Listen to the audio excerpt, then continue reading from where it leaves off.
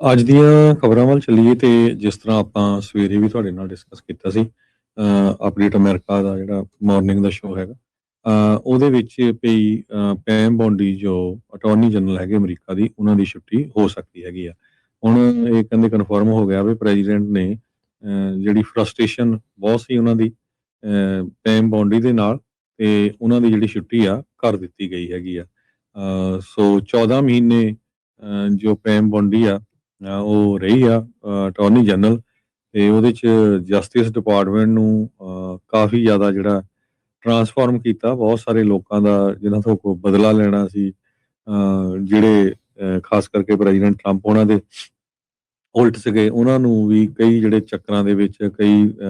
ਜਿਹੜੇ ਲਾ ਸੂਟਸ ਆ ਉਹਨਾਂ ਦੇ ਵਿੱਚ ਫਸਾਇਆ ਤੇ ਇਸ ਹਿਸਾਬ ਦੇ ਨਾਲ ਉਹਨਾਂ ਨੇ ਜੈਫਰੀ ਐਪਸਟੀਨ ਵਾਲਾ ਜਿਹੜਾ ਜੋ ਸੈਕਸ ਅਫੈਂਡਰ ਸੀਗਾ ਉਹਦਾ ਕੇਸ ਹੈਂਡਲ ਕੀਤਾ। ਉਹ ਵੀ ਕਈ ਜਿਹੜੇ ਰਿਪਬਲਿਕਨ ਆ ਉਹਨਾਂ ਨੇ ਪਸੰਦ ਨਹੀਂ ਕੀਤਾ ਵੀ ਇੱਕ ਤਰ੍ਹਾਂ ਨਾਲ ਪੂਰਾ ਜਿਹੜਾ ਆ ਉਹ ਬਚਾਉਣ ਦੀ ਕੋਸ਼ਿਸ਼ ਕਰ ਰਹੀ ਹੈਗੀ ਆ। ਪ੍ਰੈਜ਼ੀਡੈਂਟ ਟਰੰਪ ਉਹਨਾਂ ਨੇ ਬੌਂਡੀ ਨੂੰ ਗ੍ਰੇਟ ਅਮਰੀਕਨ ਪੈਟਰੀਅਟ ਕਿਹਾ ਸੀ ਤੇ ਲਾਇਲ ਫਰੈਂਡ ਕਿਹਾ ਸੀ ਸੋਸ਼ਲ ਮੀਡੀਆ ਦੇ ਉੱਤੇ। ਤੇ ਉਹਨਾਂ ਨੇ ਇਹ ਕਿਹਾ ਵੀ ਹੁਣ ਟੌਡ ਬਲੈਂਚੀ ਜੋ ਬੌਂਡੀ ਦਾ ਚੀਫ ਡਿਪਟੀ ਹੈਗਾ ਤੇ ਟਰੰਪ ਉਹਨਾਂ ਦਾ ਸਾਬਕਾ ਵਕੀਲ ਆ ਤੇ ਉਸ ਨੂੰ ਜਿਹੜੀ ਅਟਾਰਨੀ ਜਨਰਲ ਦੀ ਜਿਹੜੀ ਪਰਮਾਨੈਂਟ ਪਲੇਸਮੈਂਟ ਆ ਉਹ ਦਿੱਤੀ ਜਾਊਗੀ ਜਦੋਂ ਉਹ ਕਨਫਰਮ ਹੋ ਜਾਂਦਾ। ਤੇ ਕਹਿੰਦੇ ਵੀ ਪੈਮ ਬੌਂਡੀ ਨੇ ਵਧੀਆ ਕੰਮ ਕੀਤਾ ਹੈਗਾ ਪਰ ਹੁਣ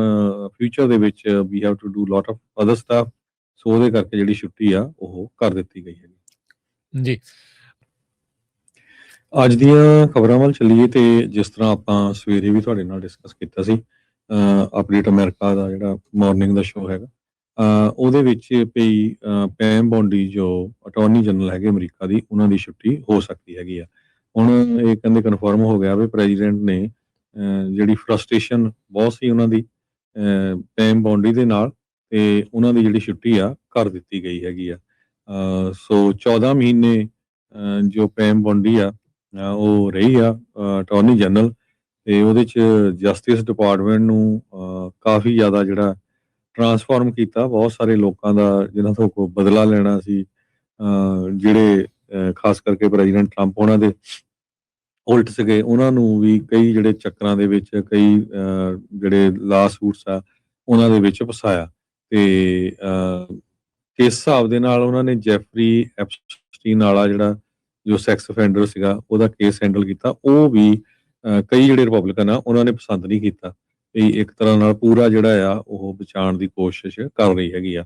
ਪ੍ਰੈਜ਼ੀਡੈਂਟ ਟਰੰਪ ਉਹਨਾਂ ਨੇ ਬੌਂਡੀ ਨੂੰ ਗ੍ਰੇਟ ਅਮਰੀਕਨ ਪੈਟਰੀਅਟ ਕਿਹਾ ਸੀ ਤੇ ਲਾਇਲ ਫਰੈਂਡ ਕਿਹਾ ਸੀ ਸੋਸ਼ਲ ਮੀਡੀਆ ਦੇ ਉੱਤੇ।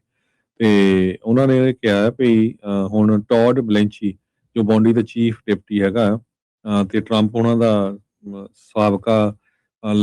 ਵਕੀਲ ਆ ਤੇ ਉਸ ਨੂੰ ਜਿਹੜੀ ਅਟਾਰਨੀ ਜਨਰਲ ਦੀ ਜਿਹੜੀ ਪਰਮਾਨੈਂਟ ਪਲੇਸਮੈਂਟ ਆ